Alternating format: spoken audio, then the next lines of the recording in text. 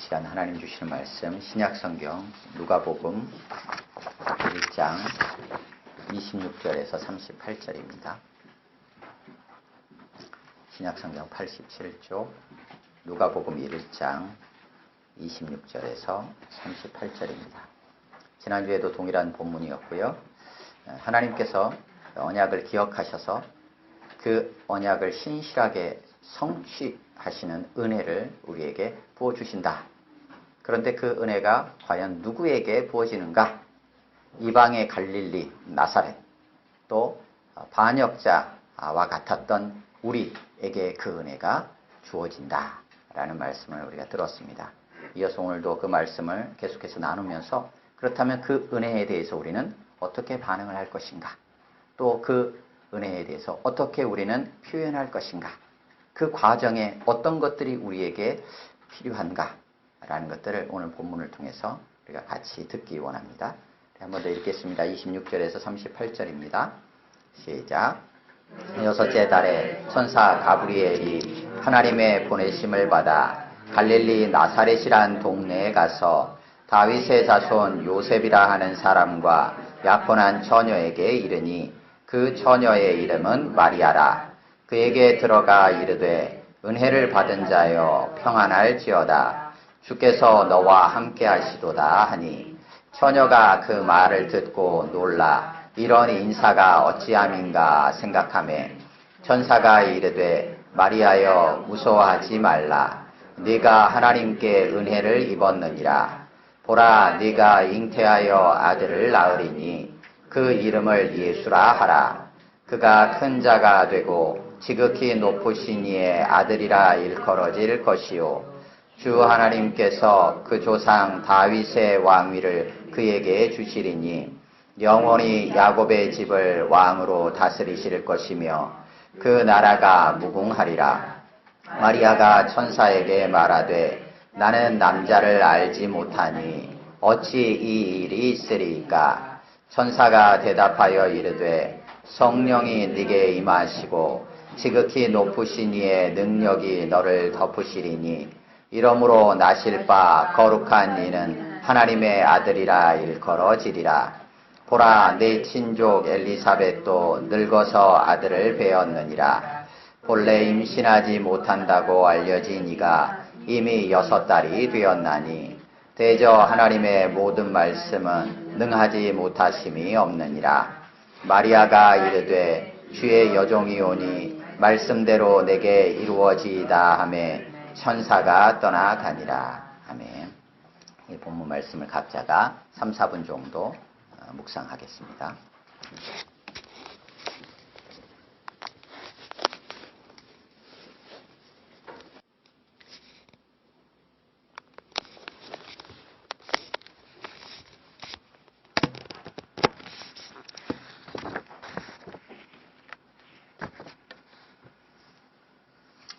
거기까지 보시겠습니다. 지금 지난주에도 나눴지만 누가복음 1장 1절부터 오늘 본문까지 또 물론 그 뒤로도 마찬가지지만 오늘 본문까지 내용은 누가복음 전체의 흐름과 전체의 분위기를 우리에게 전달을 해줍니다.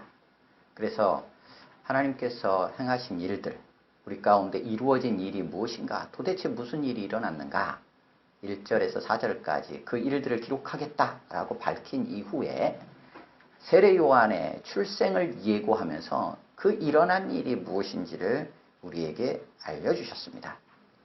그것은 하나님께서 언약을 기억하셔서 그 언약대로 은혜를 부어주신다라는 내용이었어요. 그것이 사가랴, 엘리사벳, 요한이라는 이름을 통해서 당시 암울했던 시대 속에 또 쉽지 않았고 손가락질 당할 수 있었던 가정적인 여러 상황과 환경 속에서도 하나님의 신실하심 가운데 하나님께서 베푸시는 그 은혜가 우리 가운데 주어질 것이다. 그러기에 기쁨과 즐거움이 너희에게 있을 것이고 많은 이들이 기뻐하게 될 것이다. 라는 것을 예고해 주는 사건이었습니다. 그리고 그 실제적인 그 은혜가 오늘 본문 마리아에게 찾아온 가브리엘의 선포를 통해서 구체적으로 드러나고 있습니다. 그 은혜가 무엇인가? 바로 예수 그리스도다라는 거예요. 다른 것이 아니다. 마리아에게 찾아와서 기뻐하라. 은혜를 받은 자여 주님이 너와 함께 하신다. 라는 선언과 선포는 단지 마리아가 임신을 했기 때문이 아닙니다. 왜냐하면 마리아는 처녀이기 때문에 임신을 하는 게 기쁨이 될 수 없습니다. 은혜가 될 수 없어요. 그러면 예수를 잉태했으니까 아무리 예수를 잉태했다 하여도 그녀에게는 사형선고와 같은 선포예요. 기쁨일 수 없습니다. 그러면 마리아에게 과연 무엇이 기쁨이 될 수 있을까? 왜 기쁨이 되기 때문에 가브리엘은 기뻐하라라고 그렇게 외쳤을까? 그것은 바로 예수님 때문이라는 거예요. 은혜가 왔다라는 거예요. 그래서 요한복음 1장의 말을 빌리자면 예수님이 바로 은혜다라고 하고 있어요. 은혜 위에 은혜가 충만하더라. 예수 그리스도가 바로 은혜다는 것을 요한복음을 통해서 우리에게 밝혀주고 있고 누가복음을 통해서는 그 은혜를 우리가 받는다라고 말하고 있습니다. 세례 요한이 출생할 것에 대해서 예고했던 앞본문과 달리 오늘 본문의 내용에서 가브리엘은 마리아에게 다가와서 이전과는 전혀 다른 세례 요한 때 출생을 예고할 때하고는 완전히 다른 전혀 느낌이 새로운 분위기로 마리아에게 찾아왔습니다. 왜냐하면 그가 처음 내뱉었던 토해내었던 말을 통해서도 확인하게 됩니다. 그냥 기쁨과 즐거움이 너에게 있을 것이고 많은 사람이 기뻐하리라 라는 굉장히 객관적이고 좀 이렇게 멀리 떨어져서 기뻐하게 될 거야 라는 정도의 표현이 아니라 천사 가브리엘 자신이 굉장히 흥분된 상태에서 그 상태에서 기뻐하라고 선포를 하고 있는 거예요. 우리가 지난주에 잠깐 나눴지만 기뻐하라. 은혜를 받은 자야. 주님이 너와 함께. 가브리엘 자신이 천사 자신도 어찌할 줄 모르는 기쁨에 도취되어 가지고 마리아를 향하여 지금 기쁨을 선포하고 있는 것입니다. 다른 내용 하기도 전에 먼저 그거부터 선언하고 있어요. 그러니까 마리아가 당황해서 이게 지금 무슨 얘기하는 거야? 놀라면서 이런 인사가 어떻게 된 건가 하고 고민하고 생각하는 장면으로 반응을 보이게 됩니다. 그런데 그 은혜가 다른 이가 아니라 잘난 자들, 능력 있는 자들, 뛰어난 자들, 모든 사람이 인정해주는 자들, 모두가 좋아하는 자들, 그런 자들이 아니라 하나님과 원수되었던 자들, 여전히 죄인이었던 자들, 하나님께 대하여 거역하고 반역했던 자들에게 그 은혜가 지금 주어지고 있다는 거예요. 도시의 한복판 예루살렘이 아니라 그 성전이 아니라 이방 땅처럼 취급되었던 이방의 갈릴리, 구약에서 언급도 안 되었던 나사렛이라는 동네, 그 동네에 아주 평범한 일상 속에 살아가는 한 여인, 특별할 것도 없었던 그 여인에게 지금 은혜가 임하고 있는 것입니다. 바로 그 은혜가 우리 주 예수 그리스도이십니다. 그 예수님은 예수라는 이름 자체에서 드러나는 것처럼 자기 백성을 그의 죄에서 구원할 자, 구원자라는 의미입니다. 마태복음을 통해서는 그 예수님의 별칭을 임마누엘, 하나님의 너희와 우리와 함께 하신다 라고 그 별칭을 얘기했는데 천사는 오늘 마리아에게 처음 찾아와서 주님이 너와 함께 라고 임마누엘을 선언하면서 선포하면서 예수님의 나심을 예고하고 있습니다. 그 예수님의 나심, 그 은혜가 우리 가운데 임하게 되었는데 그래서 마리아 개인이 예수님을 잉태했다라는 이 사실을 뛰어넘어서 그것을 뛰어넘어 우리 모두에게 은혜이신 예수님이 지금 찾아오시는 과정입니다. 하나님은 그 과정을 천사 가브리엘을 통해서 인격적으로 마리아에게 한 걸음 한 걸음 다가가면서 이 일들을 전하고 계신 거예요. 그러면 이 일들을 전하면서 기대했던 반응은 무엇인가? 그 기대했던 반응은 가브리엘의 반응을 통해서 우리가 엿볼 수 있습니다. 그것은 무엇인가? 우리 같이 읽겠습니다. 28절입니다. 28절 시작. 그에게 들어가 이르되 은혜를 받은 자여. 아멘. 예, 여기 평안할지어다 지난주에 나눴던 것처럼 이것은 기뻐하라라는 단어입니다. 그리고 이 단어가 먼저 있었다. 원문에는 먼저 있는 단어라고 말씀을 드렸어요. 그래서 기뻐해라라는 거예요. 마리아는 지금 내용도 모릅니다. 무슨 일이 일어나는지도 모릅니다. 지금 무슨 일이 일어날지도 모릅니다. 아무 얘기도 들은 게 없습니다. 그런데 천사 가브리엘이 무작정 무턱대고 찾아와가지고 제일 먼저 선포했던 게 뭐냐면 기뻐하라는 거예요. 우리 삶에 갑자기 누가 문 열고 확 열고 들어와가지고 기뻐해라고 한다든지 와 좋은 일이야 하고 막 박수를 친다든지 그러면은 그 다음부터 이제 차분히 왜 그래야 되는지에 대한 내용을 묻고 답하고 하는 과정이 이어지겠죠. 다시 말하면 결론적으로 제일 끝에 나타나게 될 반응은 무엇이냐면 그 반응인 거예요. 기뻐하게 된다는 거예요. 와 하면서 막 소리 지르면서 들어와요 갑자기. 그러면 무슨 일이야? 라고 하겠죠. 자기 혼자 좋아하는 거예요 지금. 자기 혼자. 가브리엘은 혼자 좋아하는 거예요. 하늘에서 난리가 난 거예요. 쉽게 말하면. 예수님의 오시는 사건은 우리 인간에게 뿐만 아니라 모든 피조세계 전체가 기뻐하고 환희에 차서 노래할 일이라는 거예요.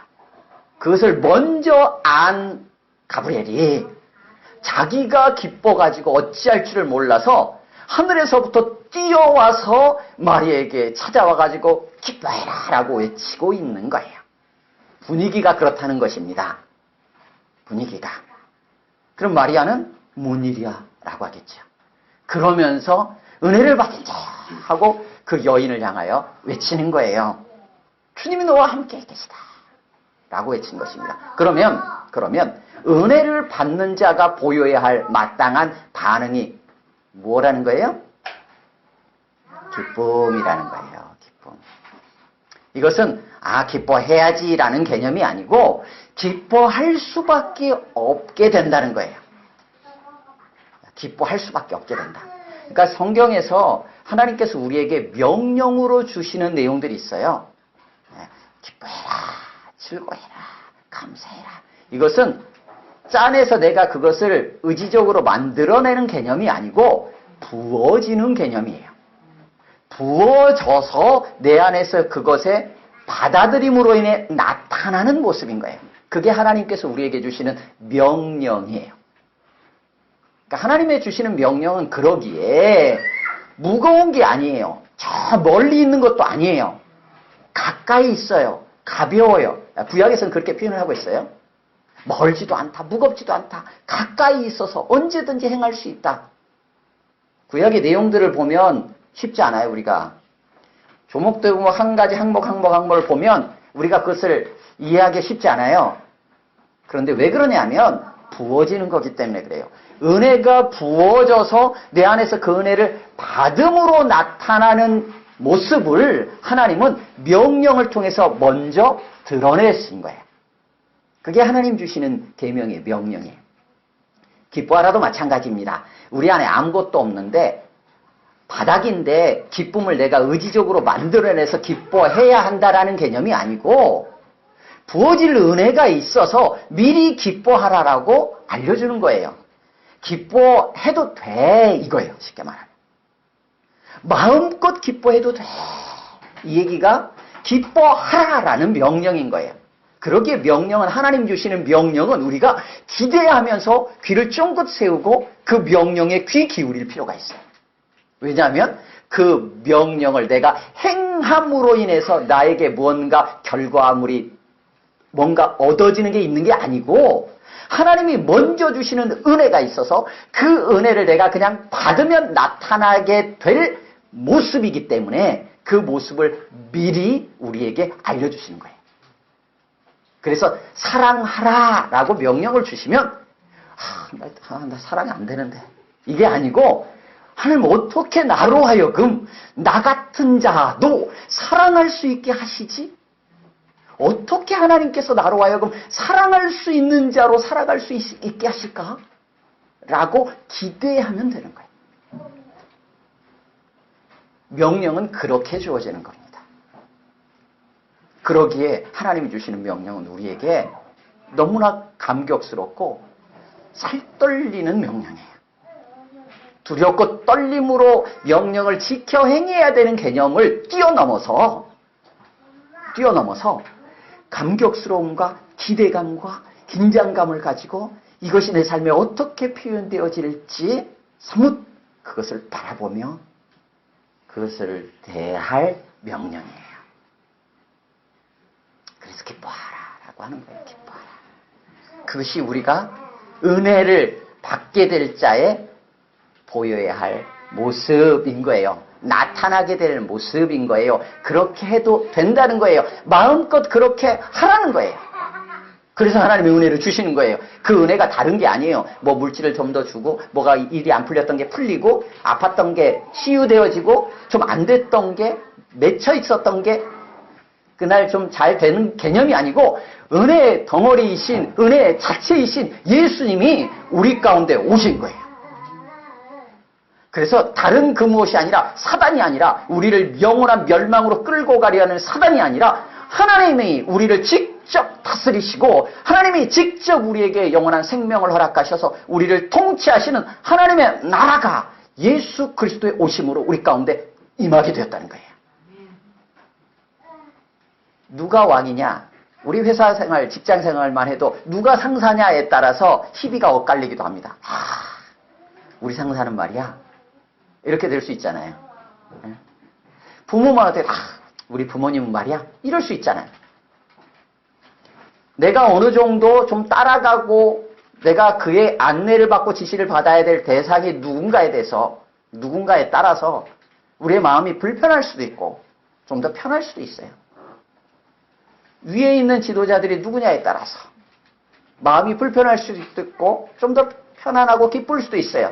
그런데 우리를 다스리시고 우리를 이끄시고 우리의 삶을 인도해 주시겠다고 하시는 분이 누구라고요? 하나님이시라는 거예요. 하나님께서 다스리시겠다는 거예요. 하나님의 다스리심을 구체적으로 우리 가운데 성취하시겠다는 거예요. 그게 그 사건이 예수님의 오시는 사건이에요. 그래서 오늘 본문은 이렇게 표현하고 있습니다. 같이 읽겠습니다. 32절, 33절입니다. 시작. 그가 큰 자가 되고 지극히 높으신 이의 아들이라 일컬어질 것이요 주 하나님께서 그 조상 다윗의 왕위를 그에게 주시리니 영원히 야곱의 집을 왕으로 다스리실 것이며 그 나라가 무궁하리라. 아멘. 그 이름을 예수라 하라. 31절에서 밝힌 이후에 그 예수님이 어떤 분이신지를 32절, 33절에서 소개해 주는데 바로 그 예수님이 왕으로 오셔서 통치하신다는 거예요. 주님이 다스리시는 나라, 하나님의 나라가 예수님이 오심으로 우리 가운데 임하였다는 거예요. 다른 누가 왕이 아니라 사단이 우리의 왕이 아니라 사단이 우리의 아비가 아니라 하나님이 우리의 아비시고 우리의 아버지시며 우리의 아버지 되시고 예수님이 오셔서 다스리신다는 거예요. 그 하나님의 나라가 임한다라는 거예요. 예수님의 오심으로. 이게 은혜라는 거예요. 이게 우리 가운데 성취되었다라는 거예요. 그러기에 기뻐할 수 있다는 거예요. 얼른 왕에게 달려갈 수 있다는 거예요. 오늘도 나를 어떻게 하면 나의 흠을 잡아서 나를 때리려고 하는가? 나를 내쫓으려고 하는가? 그런 왕이 아니라 어떻게 해서든 품으려고 하고 어떻게 해서든 우리를 이해하려 하고 어떤 방식으로든 우리를 끌어안으려고 하시는 주님이 우리의 왕이시라는 거예요. 그러니까 어떻게 해요? 달려가는 거예요. 맞이하러 가는 거죠. 그 은혜가 우리에게 지금 임했다라는 거예요. 나 같은 자에게도 임했다라는 거예요. 잘난 자가 아닌 나 같은 자에게도 임했다라는 거예요. 마리아는 그렇게 고백합니다. 주의 께 집중이오니 나중에 그가 노래할 때는 이 비천한 자에게도 라고 고백합니다. 나같이 반역 하나님을 거역했던 자에게도 하나님의 뜻을 거스르며 하나님과 원수되었던 자에게도 하나님과 상관없이 살았던 죄인된 나 같은 자에게도 나의 삶이 엉망인 것처럼 보이는 나의 삶 가운데 주님이 찾아오신 거예요. 바로 그곳에 찾아오시는 거예요. 그래 그곳에 은혜의 해를 더하게 하시는 거예요. 주님이 그 은혜가 되시는 것입니다. 그러기에 우리가 기뻐할 수 있는 거예요. 그것을 선포하고 있는 거예요. 그러면 그 은혜에 대한 기쁨의 반응, 그 우리를 다스리실 왕 하나님은, 그 주님은 신실하신 분이세요. 언제나 약속을 지키시는 분이세요. 그러기에 우리가 믿고 따라갈 수도 있는 거죠. 그러면 그 기쁨은 어떻게 표현이 될까? 기쁨은 우리 안에서 일어나는 거잖아요. 내 안에 일어나는 반응이잖아요. 그러면 내 안에 일어나는 이 반응을 어떻게 우리는 표현하는 것이 마땅할까? 표현하는 것이 좋을까? 기뻐하다, 기쁘다라는 단어를 통해서 우리가 조금 한번 엿볼 수 있어요. 기쁘다라는 이 단어에서 연결되어 나오는 단어가 한 12개 정도 돼요. 제일 먼저 기쁘다라는 이 감정을 좀 개념으로 딱 하나 딱 던져놓은 게 기쁨이라는 거예요. 우리 표현하면 명사 이렇게도 표현할 수 있는데 딱 개념으로 기쁨이라고 이렇게 탁 던져요. 내 안에 막 기뻐라는 걸 기쁨 이렇게 던지는 거예요. 그리고 그 기쁘다라는 것이 어디서 왔지? 내용이 뭐지? 내가 왜 기뻐하지? 이유와 관련돼서 나타나는 게 뭐냐면 은혜예요. 이거 다 기쁘다라는 것을 뿌리로 하여 나온 단어들을 지금 말씀드리는 거예요. 그러니까 은혜라는 단어가 어디서 나왔냐면 기쁘다라는 단어에서 나왔어요. 그러면 은혜하고 기쁘다라는 게 무슨 관계가 있느냐는 거예요. 기쁨의 내용, 기쁨의 이유, 그것이 은혜이기 때문이에요. 그래서 기쁘다라는 것과 관련된 단어예요. 기쁘다에서 나온 단어예요. 또 어떤 단어가 있냐? 은혜가 기쁨의 이유 내용이라면 기쁘다라는 것을 내 안에 있는 기쁨의 반응을 밖으로 표출해야 되는데 나에게 은혜를 주신 분이 누구지? 라고 대상을 찾는 거예요. 대상을 찾고 보니까 누군가 계신 거예요. 은혜가 내 안에서 나온 건 아니잖아요. 누구에게 주어지는 거잖아요, 은혜가. 그러니까 은혜를 나에게 주신 대상이 있어요. 그 대상에 대해서 나의 기쁨의 이 반응을 어떻게 표현할까? 그래서 나온 단어가 뭐냐면 감사예요. 감사는 기뻐하는 내 기쁨의 근원 대신 대상을 향해서 표현하는 게 감사예요. 그래서 기쁘다라는 단어에서 나왔어요. 그게 감사예요, 감사. 그러면 다른 단어도 더 있어야 한 12개 정도 된다고 그랬잖아요. 근데 그걸 다 다룰 필요는 없고 누가복음 안에서 나타나는 핵심적인 전체 흐름과 연결되어지는 것이기 때문에 다루는 거예요. 그러면 기뻐한다라는 것이 은혜와 연결되었고 감사와 연결되었는데 또 하나 나타나는 거 한 가지 더 다루면 그 기쁨을 내 안에 일어나는 기쁨을 주신 분께 감사로 표현했는데 그러고 보니까 조금 뭔가 2% 아쉬움이 있어요. 어떤 아쉬움이 있냐? 사람들 안에서 기본적인 욕구가 있어요. 내가 기뻐해요. 기쁘면 은혜를 주신 분에게 감사합니다 했어요. 그러고 나면 자연스럽게 무슨 반응을 합니까? 사람들은? 나 이런 일이 있었어 얘기하게 되잖아요. 그래서 나타나는 단어가 뭐냐면 함께 기뻐한다라는 단어예요. 함께 기뻐한다. 기뻐한다라는 단어가 지난주에도 잠깐 나눴지만 사복음서 중에서 누가복음이 독보적으로 많아요. 기뻐한다라는 이 단어들과 연결된 단어들이 독보적으로 많아요. 누가복음 같은 경우는 자그마치 41번이나 나와요. 그런데 마가복음은 5번 나와요. 차이가 많죠. 마태복음도 한 14번 정도밖에 안 나와요. 요한복음 한 25번 정도 나와요. 누가복음은 41번이나 나와요. 단연 누가복음은 은혜를 받은 자의 기쁨. 그런데 그 은혜를 받은 자가 내가 마땅히 받을 만해서 받은 게 아니기 때문에 더 기뻐하는 거예요. 그것을 지금 누가복음 앞부분에서 계속 얘기하고 있는 거예요. 그래서 기뻐한다라는 것은 누가복음에 있어서 굉장히 중요한 단어입니다. 그리고 그 기쁨과 관련된 단어들, 거기에서 뿌리가 되어 나온 단어들, 은혜가 중요합니다. 지난주에도 말씀드렸죠. 은혜라는 단어가 마태, 마가복음에는 안 나온다고. 요한복음에 나오지만 요한복음보다 누가복음이 더 많이 나오는데 요한복음은 은혜 자체이신 예수님과 관련해서 은혜가 나오지만 누가복음은 은혜를 받는 우리 입장에서 은혜가 나온다고 말씀을 드렸어요. 함께 나눈다? 누가복음에만 나와요. 함께 나눈다. 감사한다? 마태복음, 마가복음에도 나옵니다. 그때는 언제만 나오냐? 예수님께서 감사하신 내용만 나와요. 2번씩 나오는데 예수님께서 7개의 떡을 들어 축사 감사기도 하시며 할 때 나와요. 그리고 잔을 들어서 성만찬 때 제자들과 마지막 저녁에 떡을 떼시고 잔을 들어 축사하시고 이때 나오니까 예수님께서 하나님께 감사할 때 나와요. 근데 누가복음에는 예수님께서 감사할 때도 나오지만 사람이 하나님께 감사할 때도 나와요. 누가복음에는. 그래서 기뻐한다라는 단어와 연결된 요 세 개의 단어를 나누는 거예요. 그러면 이제 아까도 이제 기뻐한다라는 것과 관련되어서 중간중간에 이렇게 말씀들을 하신 분이 계신데 표현이 하나님께 대해서 당연히 내 기쁨을 하나님을 기쁨의 근원된 그 내용을 주신 은혜를 주신 하나님을 향할 수 있어야 되잖아요. 향할 수 있어야 돼요. 그래서 표현되어지는 게 감사예요. 감사. 그러면 감사는 어떻게 우리가 실제로 표현할 것인가? 감사를 어떻게 표현할 것인가? 그 감사의 표현 방식을 가지고 우리가 자주 하는 것들을 우리 신앙생활을 하는 하나의 모습들을 한번 이렇게 표현해 볼 수 있어요.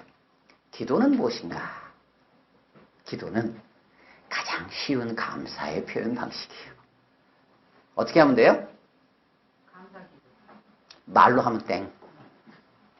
감사합니다. 그러니까 기도라는 것은 감사와의 관계 속에서 감사에 가장 쉽고 언제나 어디서든 누구든지 아주 쉽고 편하게 할 수 있는 게 뭐냐면 기도예요. 그게 기도로 나타나는 거예요. 그래서 기도는 감사의 가장 쉬운 표현 방식이에요. 그래서 무슨 일 있으면 하나님 감사합니다. 끝. 하나님 감사합니다. 이거예요. 그럼 감사가 되잖아요. 여러분들 안 그러십니까? 서로 간에 누가 저기 무슨 일 있어? 고마워. 그러면 그 다음에 이제 이런 반응을 보이기도 해요. 말로만? 이렇게 하기도 해요. 그래서 나중에 이제 내가 저기 할게. 뭐 이렇게 표현하기도 하죠. 근데 고마워 그러면 괜찮아. 이렇게 하기도 하잖아요. 감사 어려우십니까? 아니, 기도가 어려우십니까? 그렇게 하시면 돼요. 감사합니다. 그럼 찬양은 뭘까요? 보통 찬양을 여러분들 신앙생활 좀 하신 분들 안에는 어떤 찬양하면 딱 떠오르는 표현이 있어요. 어떤 표현이냐면 기도와의 관계 속에서 곡조 있는 기도 이런 표현을 많이 써요. 감사하고 관계 속에서는 어떻게 표현할 수 있을까요? 똑같아요. 찬양은 곡조 있는 감사예요. 곡조 있는 감사의 표현이에요. 그래서 찬양의 가사를 통해서 하나님께 감사함을 표현하는 거예요. 예배는 뭘까요? 예를 갖춘 감사의 표현 방식이에요. 예를 갖춰서. 그것이 지금 여러분들이 나누는 이 내용들이 누가복음 전체에서 계속 나타나는 모습들이에요. 10명의 나병 환자가 있었는데 그들이 치유함 받았어요. 돌아가는 중에 치유함 받았어요. 그랬더니 한 사람이 돌아왔어요. 누구였죠? 사마리아인이었어요. 그 사마리아인이 돌아와가지고 예수님께 했던 게 무엇이냐? 예를 갖춘 감사의 표현이었어요. 그 발 앞에 엎드려 영광을 돌리며 감사했어요. 그런 거예요. 예배라는 것이 그 단어만으로 정의되는 게 아니라 감사와의 관계 속에서 한번 정리해보는 거예요. 예배가 무엇이냐? 하나님께서 나에게 베풀어 주신 은혜에 대해서 기뻐하며 하나님 감사합니다 표현을 하고 싶은데 감사합니다. 바로 즉시로 했어요. 즉시를 하고 보니까 조금 다르게도 표현하고 싶어요. 찬양도 올려드리고 그러고도 뭔가 더 하나님 앞에 격식을 갖추고 싶어요. 예를 갖춰서 예배드리면서 하나님께 감사합니다 표현하는 거예요. 다양하게 있죠. 예, 어떤 것이든지 감사를 표현하는 것이 필요하겠죠. 사람 관계하고 똑같아요. 하나님과의 관계도 그렇게 나아가는 거예요. 그래서 기뻐하는 자들은 기뻐하고 즐거워하느냐? 야고보서에 그렇게 돼 있어요. 기쁘고 즐거운 자 있느냐? 저는 찬송할 것이요. 그걸 지금 이제 제가 조금 풀어서 이렇게 쭉 중간 과정 감사라는 걸 넣어가지고 관계 속에서 지금 표현한 거예요. 힘들고 고난을 당한 자가 있느냐? 저는 기도할 것이요. 이렇게 야고보서에 기록이 돼 있잖아요. 그래서 기쁨의 표현이 찬양인 거예요. 기쁨의 표현이 또 예배이고 기도인 거예요. 그 안에 감사가 있기 때문이에요. 그 과정들이 이제 마리아도 이제 이어져서 나갑니다. 그래서 앞부분에 계속 노래가 나와요. 긴 노래들이. 마리아도 노래 부르고요. 사가랴도 노래 부르고요. 천사들도 노래 부르고요. 계속 노래 부릅니다. 누가복음에는. 그렇게 나타나고 그렇게 기대가 돼서 하나님께 감사했어요. 그런데 정말로 기대가 되는 건 무엇일까요? 천사는 무엇을 기대하고 있을까요? 하나님께서는 이 은혜를 베푸시면서 무엇을 정말로 기대하실까요? 무엇이 있어야지 과연 정말 기쁘게 받아들일 수 있을까요? 그것은 하나님께 대한, 하나님의 말씀에 대한 믿음이에요. 믿음. 같이 읽습니다. 38절 같이 읽습니다. 시작. 마리아가 이르되 주의 여종이니 내게 이루어지이다 하매 천사가 떠나가니. 하나님께서 말씀하신 대로 이루실 것이라는 믿음. 하나님께서 말씀하신 것은 반드시 이루어지리라는 믿음. 하나님께서 말씀하신 것은 오늘도 내 삶을 통해서, 나에게 주어진 삶을 통해서 이루어가고 계시다는 믿음. 한마디로 달리 표현한다면 아멘. 하나님의 주시는 말씀에 대해 아멘. 하나님께 대해서 아멘 하기를 기대하시는 거예요. 마리아는 오늘 그렇게 반응하고 있어요. 그렇게 반응하니까 천사가 어떻게 돼요? 천사가 떠나가는 거예요. 천사의 사명이 완료가 됩니다. 천사는 사명을 받아서 지금 이 자리에 왔는데 그 사명이 지금 완료가 되고 있어요. 기대되는 바를 다 충족한 거예요. 마리아는 아직 기쁨이라는 단어가 아직 마리아 안에서 막 넘쳐나지 않아요. 아직 넘쳐나고 있지 않아요. 오늘 본문 안에서. 이제 이 믿음으로 받아들이면서 어떻게 되는 거예요? 그 기쁨이 막 일어나기 시작하는 모습처럼 보여져야 은혜를 믿음으로 받는 순간 안에서 그 은혜가 진정 은혜되어서 싹트기 시작하는 거예요. 그냥 뿌렸는데, 은혜의 씨앗을 뿌렸는데 뭐야 하고 탁 다시 뽑아서 던져버리는 것은 불신앙이에요. 믿지 않음이에요. 받아들이지 않음이에요. 근데 은혜의 씨가 딱 뿌려졌는데 확 품는 거예요. 이게 뭐예요? 믿음이에요. 아멘으로 받는 거예요. 그러면 이 안에서 이 은혜가 싹 트면서 우리 안에 기쁨도 같이 일어나기 시작해요. 그러니까 먼저 막 좋아가지고 하는 게 아니라 무슨 상황인지 잘 몰라요. 어떻게 이루어질지도 몰라요. 그럼에도 불구하고 하나님이 하신 말씀을 하나님을 믿기에 아멘으로 받는 거죠. 그러므로 인해서 우리 안에서 그 은혜가 막 싹 트면서 자라고 열매 맺기 시작하는 거예요. 기쁨도 그만큼 자라게 되고 감사도 그만큼 표현되어지게 되는 거예요. 주님은 이것을 우리에게 오늘도 기대하시는 거죠. 그러면 어떻게 마리아는 처음에 이렇게 반응했습니다. 29절입니다. 29절 같이 읽습니다. 시작. 처녀가 그 말을 듣고 놀라 이런 인사가 어찌함인가. 두려움과 놀람이 어떻게 기쁨이 될 수 있느냐는 거예요. 마리아는 그래서 천사가 예고한 내용을 듣고 34절 이렇게 반응했습니다. 34절 같이 읽습니다. 시작. 마리아가 천사에게 말하되 나는 남자를 알지 못하니 어찌 이 일이 있을까. 질문했었던 그 질문이 어떻게 38절과 같이 아멘이 되느냐는 거예요. 어떻게 천사를 통해서 예고된 하나님의 뜻이 내 소원이 되느냐는 거예요. 어떻게 진정 예수 그리스도 그 은혜가 나에게 정말 은혜가 되느냐는 거예요. 그 과정이 있잖아요. 주님은 그것을 이끌어 가세요. 우리를 인도해 가세요. 그렇게 우리를 끌어가셔요. 그 과정이 달리 표현한다면 기도예요. 그러니까 기도란 오늘 본문의 이 천사와 마리아의 대화의 오고감을 통해서 하나님의 뜻, 하나님의 말씀이라는 관점에서 기도를 살펴보면 기도라는 것은 무엇인가? 묻고 듣고 묻고 혹은 먼저 들었죠. 오늘 본문에는 기뻐하라. 듣고 묻고 듣는 과정이 기도예요. 그 과정은 쉽기만 할까요? 편안하기만 할까요? 아니요. 마리아가 어찌 된 건가 하고 생각하게 되는 들음이에요.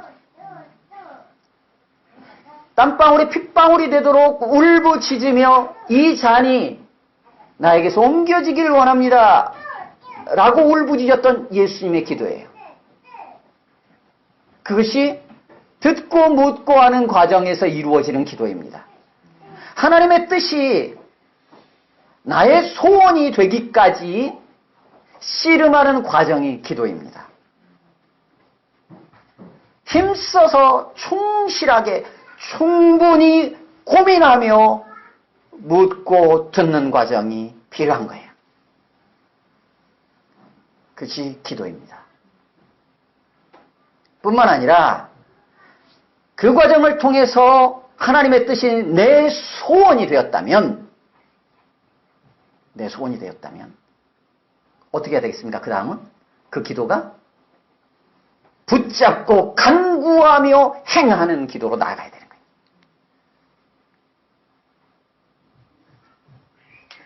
하나님의 뜻이 내 소원이 되기까지 씨름하는 과정이 있었다면 이미 거기서 끝난 사람도 있어요. 아예 도저히 안 되겠습니다 하고 딱 끝내버리는 경우도 있어요. 하지만 하나님의 뜻을 내 소원으로 받아들였다면 주여 주님의 뜻이라면 아버지의 뜻임이라면 내가 기꺼이 받겠습니다 하고 주님이 하나님 아버지의 뜻을 예수님의 소원으로 뜻으로 받아들이는 기도의 과정을 거치고 나서 주님은 어떻게 하셨냐면 이제 그것을 붙잡고 행할 수 있는 힘을 달라고 간구하며 그 뜻이 이루어지기를 소망하며 어떻게 합니까? 자리에서 일어나시는 거죠. 나중에 누가복음을 통해서 계속 다루겠지만 기도한다라는 단어 자체는 그런 겁니다. 하나님 앞에 울부짖으며 하나님이 행하라고만 하나님이 행하시라고만 내 던져놓는 게 기도가 아니고 기도한다라는 이 단어 자체가 아는 것에 대해서 나 또한 반응을 한다라는 개념이 같이 들어가 있는 단어예요. 그래서 하나님의 뜻이 내 소원이 된 다음에는 내 소원이기에 어떻게 하겠습니까? 이제 울부짖겠죠. 간구하겠죠. 내 소원이니까. 내 소원이 됐어요. 여러분들 안에 소원들이 있으시잖아요. 여러분들의 바라는 바가 있잖아요. 일단 하나님의 뜻이라는 걸 내려놓고 소원함이 있잖아요. 그럼 어떻게 합니까? 원하잖아요. 간절히 원하잖아요. 되기를 원하잖아요. 이루어지기를 원하잖아요. 그러니까 어떻게 합니까? 하나님 하고 쳤잖아요. 그런데 그 전에 뭐를 하라는 거예요? 하나님의 뜻이 내 소원이 되는 과정이 필요하다는 거예요. 그러고 나면 이제 더 이상 하나님의 뜻은 하나님의 뜻만이 아니라 내 뜻이기도 한 거예요. 내 소원이기도 한 거예요. 그러니까 어떻게 해요? 하나님, 이 일이 이루어지길 소망합니다 하고 하나님께 간구하게 되는 거예요. 그때 간구가 필요한 거예요. 그때. 그리고 어떻게 해요? 행하는 거예요. 그리고 그 다음 단계. 감사하는 기도가 나오게 되죠. 이 감사는 어떻게 나와요? 하나님께서 간구하는 내용에 응답하실 것을 믿고 이루어짐에 대해 감사함으로 이미 성취된 것, 응답한 것에 대해서 감사하고 또 혹은 하나님이 신실하시게 성취하실 것을 믿고 감사하는 거예요. 그게 기도예요. 그러니까 하나님의 뜻의 관점에서 하나님의 뜻을 묻는 과정, 그것이 내 뜻이 되는 씨름하는 과정이 필요하고 또 하나는 그 하나님의 뜻이 내 뜻이 되어서 그 뜻을 붙잡고 부르짖는 기도, 간구하며 행하는 기도가 있고 세 번째로는 그 응답되어질 걸 믿고 감사하는 과정이 이 기도 안에 들어가 있는 거예요. 우리는 어떤 기도만 하고 있나요? 첫 번째가 빠지면 내 욕심을 따라서 막 간구하게 돼요. 첫 번째만 하면 하나님이 알아서 하시겠지 하고 말아버려요. 무책임해지죠. 첫 번째하고 두 번째 있는데 세 번째가 없어요. 그러면 감사를 모르는 인생이 돼버리죠. 하나님을 예배할 줄 몰라요. 하나님을 찬양할 줄 모르게 돼요. 이것이 오늘 본문을 통해서 드러나는 기도의 모습이에요. 이게 누가복음 전체를 통해서 쫙 여러 사건들을 통해서 계속 던져주셔요. 그러면 이 모든 과정의 출발점은 어디며 이 모든 과정을 이루어 가시는 과정 속에는 과연 어떤 일이 있었고 최종적으로 이 일을 이루어 가시는 분은 누구시냐는 거예요. 처음부터 끝까지 다 하나님이 하시는 거예요. 그래서 오늘 본문 26절은 이렇게 시작했죠. 같이 읽습니다. 26절 시작. 여섯째 달에 천사 가브리엘이 하나님의 보내심을 받아 갈릴리 나사렛이라는 동네 하나님께서 보내신 거예요. 가브리엘은 하나님께서 시작하셨고 중간에 예수 그리스도의 나심은 어떻게 가능했어요? 예, 이렇게 가능했죠. 35절 제가 읽을게요. 35절 천사가 대답하여 이르되 성령이 네게 임하시고 지극히 높으신 이의 능력이 너를 덮으시리니 이러므로 나실 바 거룩한 이는 하나님의 아들이라 일컬어지리라. 예수님의 나심은 어떻게 가능해졌어요? 성령으로 하나님께서 하신 일이에요. 그러면 성취는 어떻게 됩니까? 예, 37절 대저 하나님의 모든 말씀은 능하지 못함이 없느니라. 마리아가 이에 대해서 주의 여종이오니 말씀대로 내게 이루어지이다. 누가 이루십니까? 하나님이 이루시는 거예요. 은혜의 출발점도 그 은혜의 내용도 그 은혜를 우리 가운데 성취하시는 분도 하나님이십니다. 그래서 하나님의 전적인 은혜예요. 그 하나님의 사랑이 우리 가운데 오늘도 부어진 거예요. 우리 일평생의 그 은혜가 우리 가운데 함께 하는 거예요. 그 은혜로 이 땅에 오신 분이 예수 그리스도시요. 이 은혜의 새로운 생명의 역사를 새롭게 창조하신 분이 성령 하나님이세요. 창세기 1장 2절에서 수면 위에 하나님의 영이 운행하시면서 이 땅을 창조하신 것처럼 오늘 마리아 가운데 임하셔서 그 위에 임하셔서 지극히 크신 높으신 이의 능력으로 그를 덮어 새로운 창조의 역사를 시작하신 분이 성령 하나님이세요. 그래서 예수님이 이 땅에 오신 것입니다. 마찬가지로 우리로 하여금 하나님을 온전히 믿는 자 될 수 있도록 우리를 새롭게 우리 안에서 우리의 믿음을 창조해내시고 우리로 하여금 하나님을 믿는 자로 믿는 백성으로 그렇게 양육해 가시는 분 또한 우리 성령 하나님이십니다. 그렇게 교회도 탄생했고요. 그러기에 우리가 자랑할 게 없습니다. 감사함으로 기뻐하며 함께 나누고 주님을 바라보고 그 은혜를 받는 게 필요한 거예요. 그 은혜가 오늘도 우리 가운데 주어졌습니다.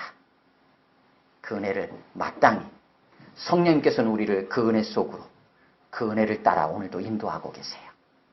그래서 성령님을 따라 우리의 삶에 합당한 반응을 하며 믿음으로 나아갈 수 있는 우리 모두 되기를 주님의 이름으로 축원합니다.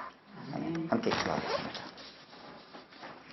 그 시간 기도할 때 오늘 주신 말씀들을 기억하면서 우리에게 부어진 은혜가 얼마나 큰 은혜인지 또 우리 자신의 삶들을 돌아보면서 또 그 은혜를 기쁨으로 잘 받을 수 있는 우리 되기를 소원하면서 기도하시고 또 은혜를 받은 자의 합당한 반응들이 우리의 삶에 풍성하게 나타날 수 있기를 위해서 기도하셨으면 좋겠고요. 이 모든 일을 이루어 가시는 그 하나님만을 경배하며 하나님만을 높이며 예배하는 우리의 삶을 살아갈 수 있도록 도와달라. 그 기쁨을 또 여러분의 가정과 또 함께하는 이들과 마음껏 나눌 수 있는 은혜도 달라.